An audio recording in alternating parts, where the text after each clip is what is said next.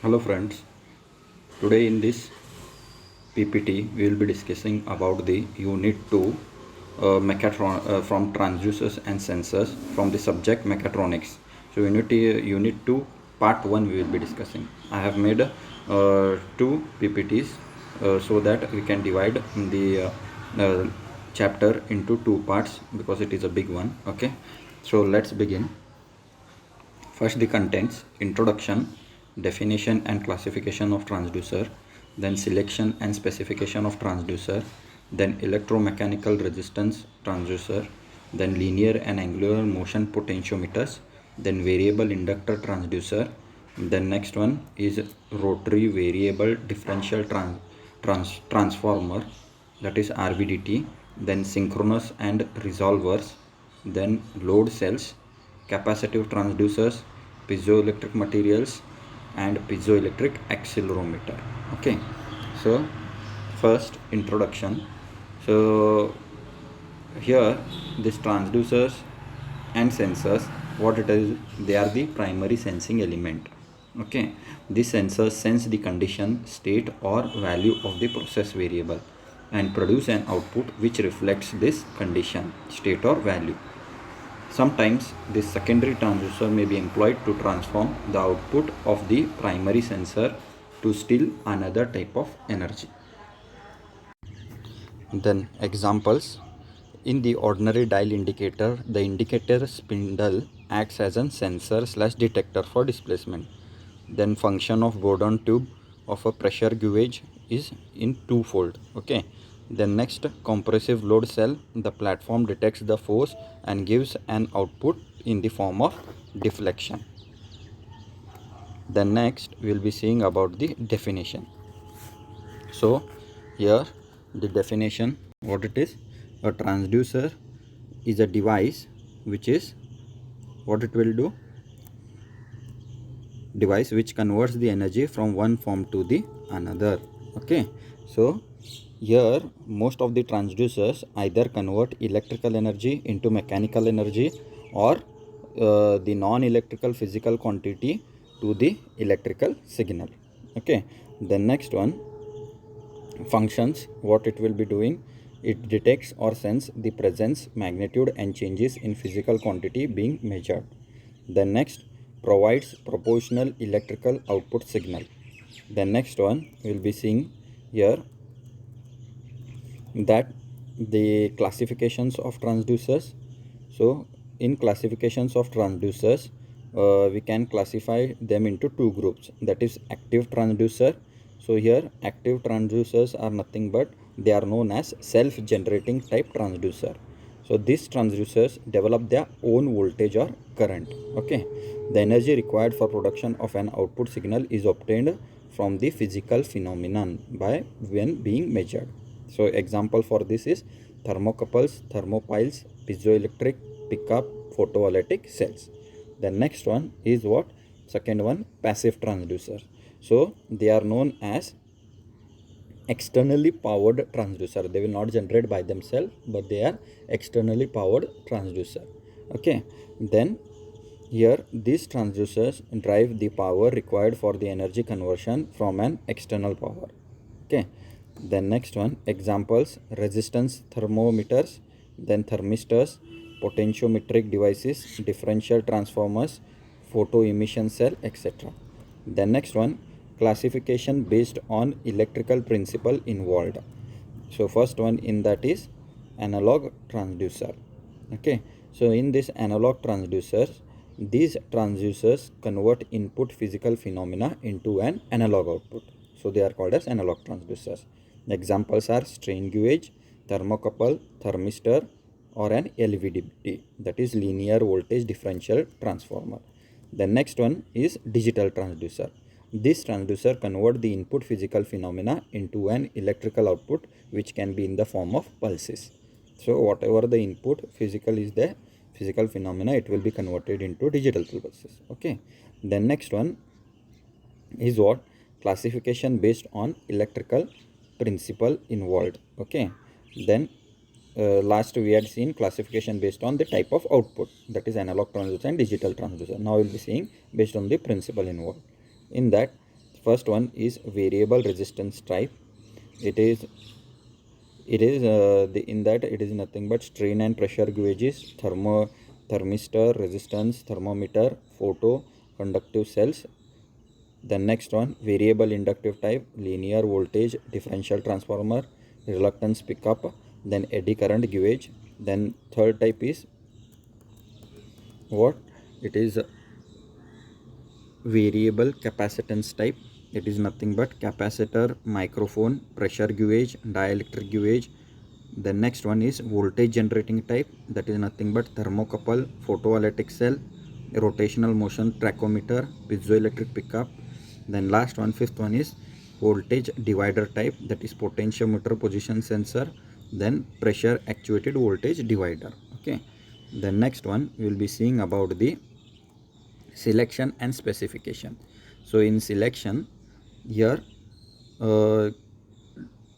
we can see how we can select this transducer by first mechanical suitability. Then next one, in the terms of what this mechanical suitability will be, physical size, weight and shape, okay, and rigidness. The next one is electrical suitability in terms of sensitivity and frequency response. The next one, environmental suitability, it will be in the terms of what, magnetic field, vibration, dust and humidity, supply frequency. The next one, transducer performance. So it will be in the terms of calibration accuracy. Okay. The next one, desired measurement accuracy and range, power requirements, overload protection and vulnerability to sudden failure. And last, it will be purchase aspects. Okay. By this specifications we can select the transducer. The next one, specifications of transducers. So the while selecting the transducer, following specification should be thoroughly considered. That is range available, squaring system, sensitivity, maximum working temperature, then method of cooling employed, then mounting details, maximum depth, then output for zero input, then natural frequency, temperature coefficient of zero drift, and linearity and hysteresis. Okay, it is, you can see over there. The next one we will be seeing about electromechanical resistance transducer. So the resistance of a metal conductor, what it is given by the relationship of R is equal to rho L divided by A, where R is nothing but your resistance, rho is nothing but your resistivity of the conductor material, that is ohm meter. Then L is nothing but length of the conductor, and A is what, cross section area of the conductor. So this resistance transducer, an induction of measured physical quantity, is given by a change in the resistance. It may be classified as follows. Okay, so here mechanical varied resistance, it will be. Then next one, thermal resistance change. So mechanical varied resistance, it will be potentiometer. Then thermal resistance change, it will be resistance thermometers. And resistivity change, it will be resistance strain gauge. Okay, the next one we will be seeing about linear and angular motion potentiometer. So this linear and angular potentiometer means what? Here the such potentiometer that it will be converting the linear motion or angular motion of rotating shaft into a change in resistance. You can see over there in the diagram their angular potentiometer, that second diagram, there you can see there is an what, a slider is there. So slider, as it moves on that resistance, it will be changing the resistance. Okay, resistance of that material. So like that this linear and angular motion potentiometer will be working. So this potentiometer are used in many transducers designed to measure for what, pressure, force, acceleration and liquid level. Okay, the next, the advantages are high output, less expensive, simple to operate, then rugged construction. Disadvantage will be limited life due to early wear of the sliding ram, means due to the sliding movement there will be wear and tear. The output tends to be noisy, and in wire wound potentiometer the resolution is limited. Okay, the next one, variable inductor transducer, you can see over there in the diagram. So variable inductor transducer,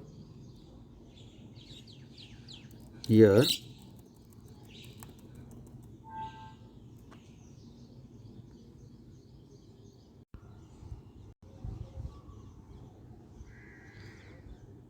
So this variable inductor transducer, that is nothing but your LVDT. This LVDT is a passive inductive transducer.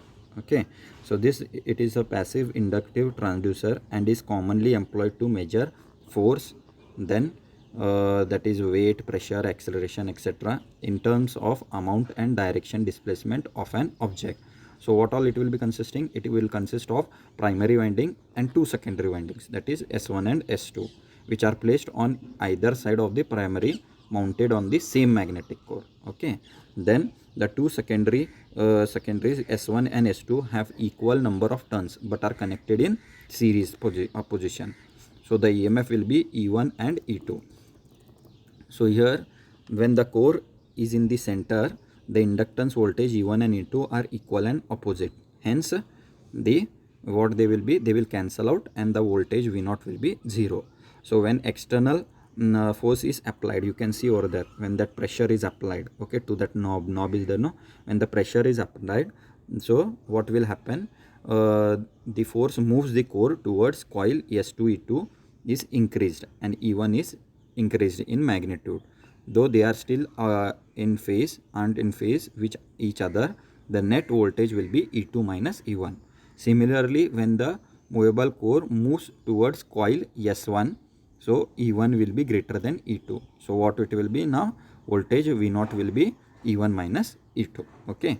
So like this, in this form, this LVDT will be working. Means when we push it inside or remove it outside, that time it will be changing. Okay.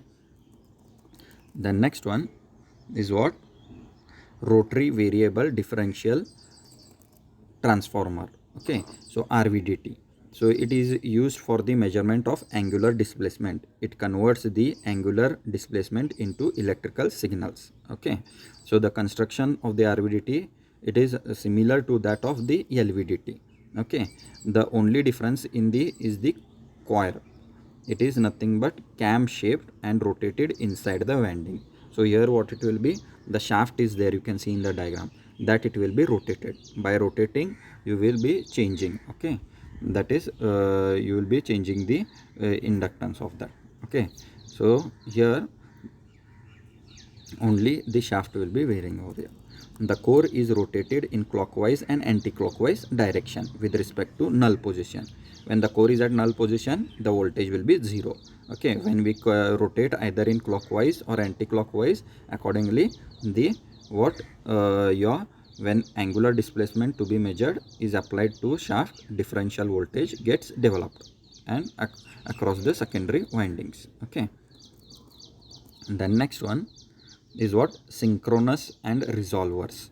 Okay, this synchronous is nothing but the basic electromagnetic structure of synchronous consists of wound rotor and a wound stator concentrically arranged to give adjustable mutual coupling between the windings of the two members. Okay, so this synchronous and resolvers are nothing but a class of AC electromechanical variable coupling transformer devices primarily employed with angular data and computing system.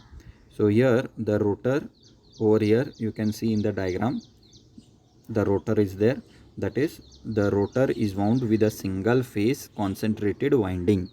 Okay, then and the stator is wound in the three-phase distributed winding connected with Y configuration. Okay, it is in Y configuration. So the magnitudes of these voltages depend upon the angular position of the rotor with respect to the stator. You can see in the diagram the rotor and stator. The next one, resolver. So here an inductive resolver is essentially a variable transformer with a rotor electromagnetic coupling between the primary and secondary winding. So between the primary and secondary winding, the rotor will be there over here.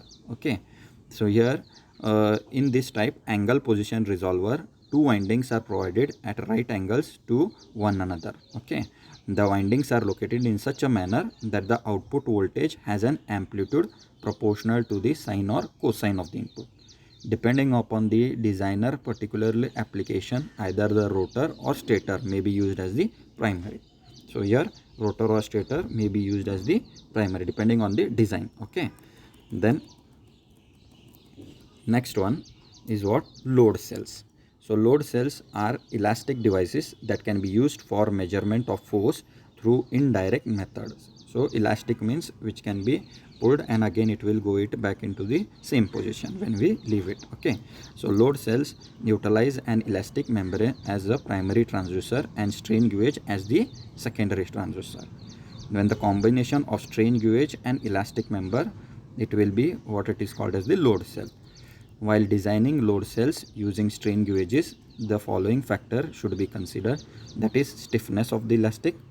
The next one, optimum position of the gauge on the element, then provision of compensation of the temperature. Okay, then here you can see that is when the large load are to be measured, the direct tensile compressive member may be used, whereas in the case of small load, strain amplification is provided. Okay, the next one is hydraulic load cell. You can see in the diagram, that is your hydraulic load cell. Here the force variable is impressed upon the diaphragm. So the diaphragm is there, on that the force will be put. Okay, so which deflects and thereby transmit the force to the liquid. So when you press on that diaphragm, the liquid, what it will happen, the force will be applied to the liquid and the liquid momentum contained in the confined space has a preload pressure. Okay, on the application of the force, the liquid pressure increases and equal force magnitude will be divided. Okay, the pressure is transmitted to and read on an accurate pressure gauge. So when you apply on the diaphragm the force, the liquid will be exerting force on it. Okay, so that will be disturbed, that liquid. Due to that, whatever the disturbance is there, that pressure it will be showing in the pressure gauge. Okay, so like that it will be working. The next one is pneumatic load cells. Okay, next one here it is pneumatic load cells. So how they will be operating, that is using the force balance principle. Okay, so here for any constant applied force, the system will attain equilibrium. Okay, then when we open the specific nozzle, that time the corresponding pressure is indicated. Okay, the next one is what? Strain gauge, that is load cells. So here it will be nothing but these cells will convert weight or force into electrical outputs that will be provided by the strain gauge. These outputs can be connected to various measurement instruments and we will get the readings.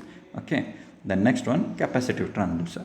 This principle of operation of capacitive transducer is based upon the equation of capacitive of parallel plate capacitor. So it is nothing but C is equal to epsilon A divided by D, where epsilon is nothing but epsilon R into epsilon naught into A divided by D. So epsilon is nothing but epsilon R epsilon naught, that is permittivity of the medium. Epsilon R is relative permittivity, epsilon naught is permittivity of free space. The next one, A is what? Overlapping area of the plates, and D will be your distance between the two plates. So any change in the area or change in the distance between the plates, you will get the change in the capacitance over. Okay, the next one, capacitive transducer. So you can see over there in the diagram, these are the diagram for your capacitive transducer. Okay, so figure below shows this. A and B figure will be showing you nothing but the arrangements of the capacitive transducer, where the capacitive change occurs because the change in the area and plates. So due to the change in the area and plates, the capacitor will be changing over here.